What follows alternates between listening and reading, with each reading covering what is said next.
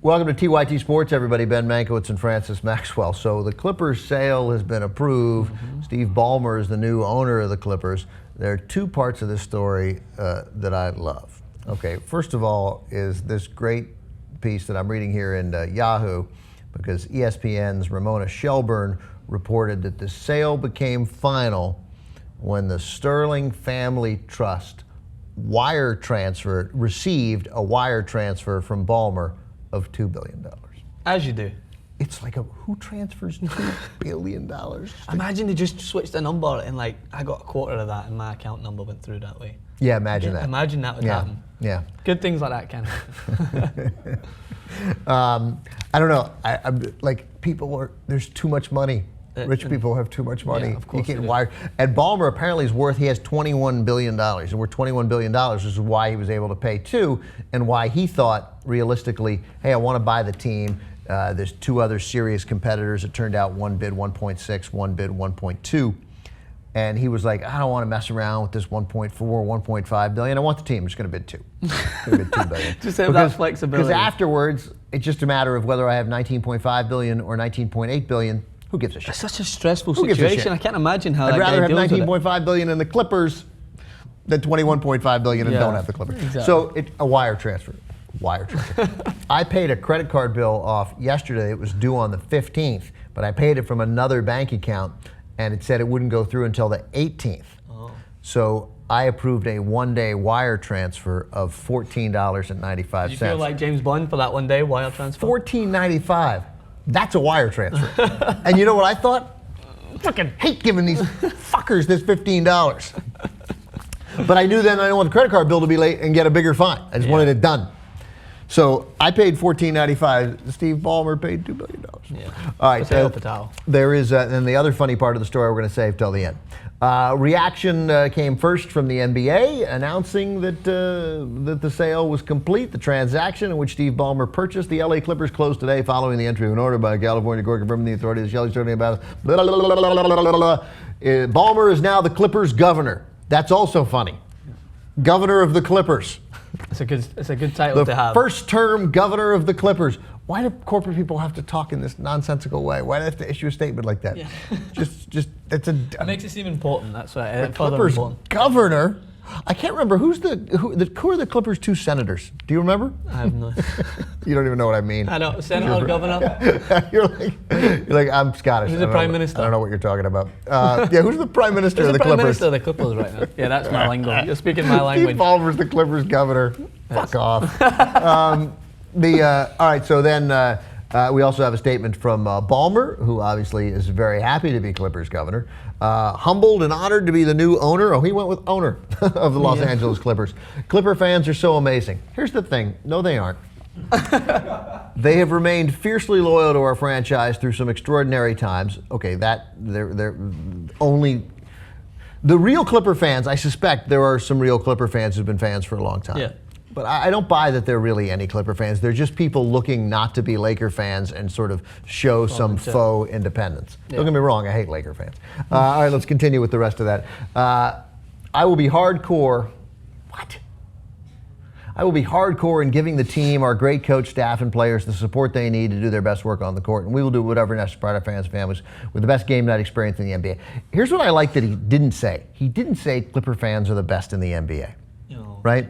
I heard Mike Ditka on Howard Stern, and Ditka, who's a huge jackass conservative, but I like him anyway. So he was on Howard Stern, and he talked about how both his Super Bowls as a Bears coach and as a player were in. With Cowboys as a player, were in New Orleans, so he felt like a calling. He was like, God was telling me to go to New Orleans, and he went to the Saints to be the coach, and then it didn't really work out there. And so he was laughing about how maybe I'm God, maybe I misinterpreted God's signal. And then Howard asked him, were the fans terrible to you in New Orleans? He was like, oh no, those are the greatest fans in the world. And you're like, I thought Bears fans were the greatest fans in the world. Like pick one. Yeah. They can't both be the greatest fans in the world. Yeah. So not everyone is the greatest fans in the world. And guess who really isn't the greatest fans in the world? Clipper fans. But he didn't say it. Good for him.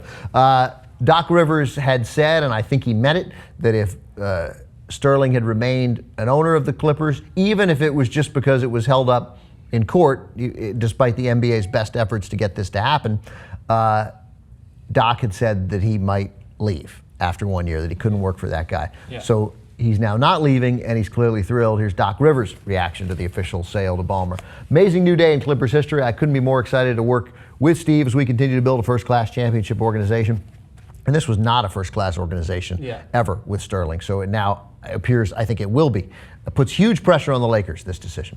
I'm already inspired by Steve's passion for the game, his love of competition, his desire to win the right way. I know our players and fans are going to be inspired as well. Good for Doc Rivers. It's impossible. Doc Rivers, I think, one of the great coaches in sports. I think it's just good for the Clippers after all this stuff like this. As I said before, this message transcended across to even the United Kingdom. People knew about what Donald Sterling was doing. That's why I feel like I can build relevance on it, because it was such a shocking event. The fact that this guy's come in now, shocking event. Does that sound better than saying shocking? Better. Better. Shocking sounds better. All right, continue. All right, thanks a lot for that. So it was a shocking event. Shocking event. Shocking I couldn't believe it when I seen it, man. TYTSports Ben Mankewicz here. But it was, because I heard about it back home, and my family was talking about it. So the fact that it's now been resolved, I think the owner has come in. That's why he's paid this extra bit of money, because he just wants to get it done. He wants to get the Clippers back to what it should be used. You know, the Clippers lucked into Chris Paul. They're a great player. They lucked into Blake Griffin. They happened to get the #1 pick that year. Despite his injury, he comes back strong. It turns out he's a great player. Then they get handed Chris Paul. Is not through any skill of the management, which was always, management could have been competent, always hamstrung by this really, the worst owner in sports, worse than Dan Snyder of the Redskins, which is hard to do. Worse than Dan Snyder, the owner of Washington, which is hard to do. So now that the Clippers, if Chris Paul had been injured, like, they would have returned to incompetence. Yep. Like, I feel really strongly about that. Now, all of a sudden, with a deep-pocketed owner who appears to know how to run an organization, hiring the right people, putting Doc Rivers in charge of the basketball operations, the Clippers are, with the Lakers down and with a questionable ownership level of competence with the Lakers, the Clippers have a real opportunity, despite their complete lack of history here, a meaningful history here, to be the most significant basketball team in Los Angeles. They certainly are going to be for the next couple of years. We'll see if it does. Even with the Lakers' new coach coming in, finally replacing that. Yeah, I have no faith that Jim Buss making the right decision. Byron Scott might be fine. We don't know. Byron Scott has had success and he has had failure, but as often in the NBA, frequently the failure, no one could have done better. You know, when you have a bad team in the NBA, you can't coach your way. Can't coach your way out of a lack of talent in that league. Okay, the other part of the story that we like a lot was a peculiar caveat of the sale of the Clippers to Steve Ballmer. Jason, do you have that little tidbit of information? 2 parts. Okay. 2 parts of the story that are going to be great. First, if we don't see Steve Ballmer running up and down the court every single game doing his "Come on" impression, right. I will be very disappointed in the Clippers. But the more, I don't even know how to describe this. As part of the sale, the Clippers have agreed to bestow a collection of perks upon Shelly Sterling, Donald Sterling's wife, one of which will designate her as the Clippers' #1 fan for the rest of her life. Man, so the #2 fan yeah. is, of course, Ben Mankewicz. Oh, yeah, right. So it's weird. I've hated the Clippers because of Sterling for so long, so I have to adjust that because there's really no reason to hate them now. I like Doc Rivers. I like Chris Paul. I like Blake Griffin. So the great thing is that, like, so she's the #1 fan. So remember, lawyers were involved in this, right? Yes. So that came up in negotiation. Like, they didn't just add it at the last second. That was negotiated. How can you negotiate that? Like, We have the other perks. yeah.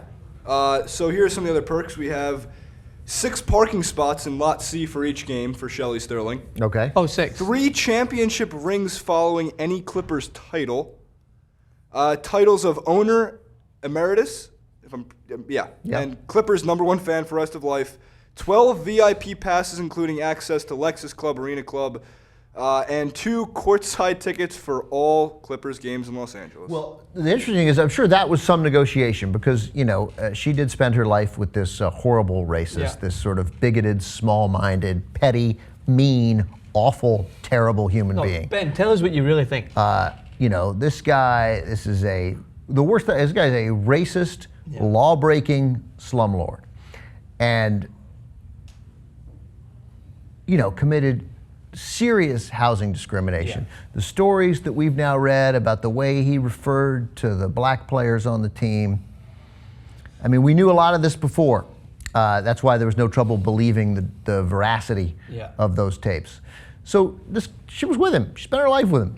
Like, I get it. Sometimes you marry people when you fall in love with them, and, Stalin had a girlfriend, I guess.